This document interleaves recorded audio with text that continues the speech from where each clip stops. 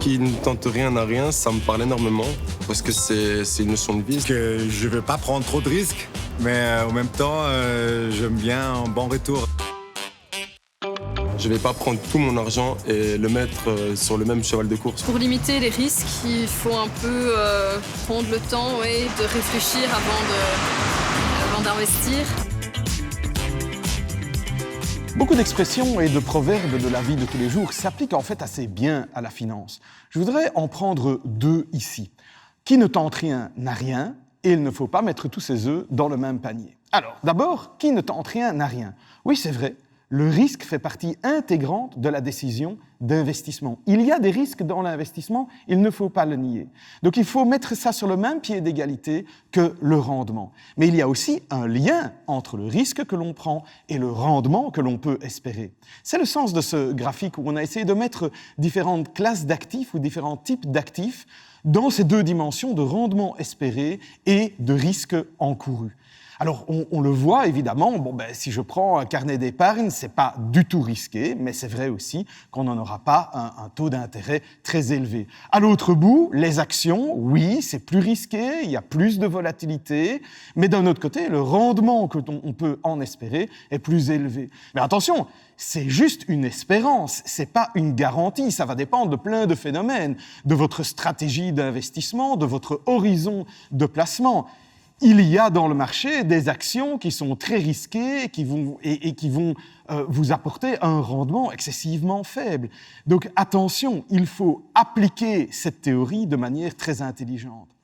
Je vous parlais de l'horizon de placement qui est quelque chose d'important. Et c'est vrai, au plus long est votre horizon de placement, au plus le rendement des actifs risqués sera potentiellement élevé. Mais je vais vous expliquer ça sur base des données. Si je prends la période 1970 jusqu'à aujourd'hui, et je prends maintenant le plus mauvais investisseur, celui qui a investi pendant 10 ans, il a gardé son investissement pendant 10 ans, mais il a investi au plus mauvais moment sur cette période.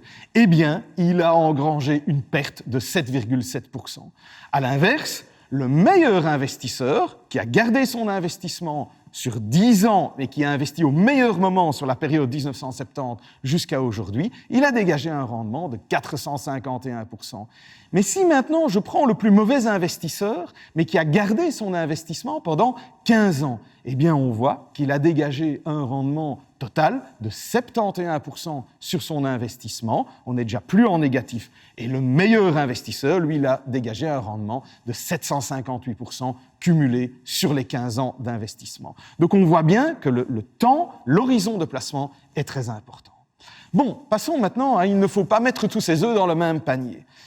Ça rappelle un concept de base en finance, la diversification. Oui, la diversification va vous permettre d'éliminer une partie du risque d'un placement en action, par exemple. Attention, j'élimine pas tout le risque, il restera toujours le risque de marché, mais je peux éliminer le risque lié à des actions individuelles.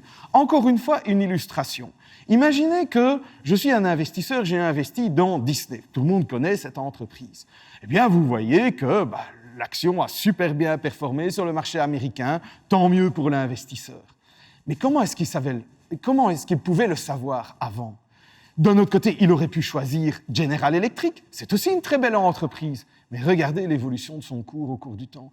Comment est-ce qu'on peut savoir ça ? Alors que si on investit dans l'indice américain, par exemple ici le S&P 500, qui regroupe 500 capitalisations boursières américaines, eh bien on voit que là, l'évolution est beaucoup plus lisse. On n'est pas sujet aux aléas d'une entreprise en individuel. C'est bien ça la diversification, mais encore une fois, ça ne permet pas entièrement d'éliminer le risque. Je peux tenir exactement le même raisonnement quand je parle de différentes classes d'actifs. Je peux également agir dans la diversification entre les classes d'actifs. Même principe, ici sur le graphique, vous avez l'évolution du marché boursier européen cette fois, et du marché obligataire européen, donc deux classes d'actifs. Vous voyez qu'ils ont des évolutions très différentes, avec évidemment le marché d'actions qui a plus de volatilité, qui fait des mouvements de hausse et de baisse plus importants. Et puis si maintenant je prends un portefeuille qui serait simplement partager entre les deux, 50-50, 50% d'actions, 50% d'obligations, eh bien on voit qu'on va avoir quelque chose de plus lisse, mais qui va malgré tout dégager également un rendement. Encore une fois, je diversifie pour essayer d'éliminer une partie du risque. En conclusion, qu'est-ce qu'il faut tirer de tout ça ? 1, on travaille bien son horizon de placement, c'est quelque chose de très important, on se demande quel est pour moi un horizon raisonnable par rapport à mes choix et par rapport à mes besoins. 2, la diversification, c'est quelque chose de très important, en se rappelant aussi que oui, c'est vrai, la classe action, les actions peuvent donner un rendement potentiellement plus élevé que les obligations, mais on sait aussi que c'est souvent lié à certaines actions en particulier. Comment peut-on savoir a priori quels seront les gagnants de demain ? Alors, dans l'incertitude, il vaut mieux diversifier, comme ça on profite de l'évolution des marchés boursiers, tout en évitant d'avoir une concentration du risque sur certaines actions.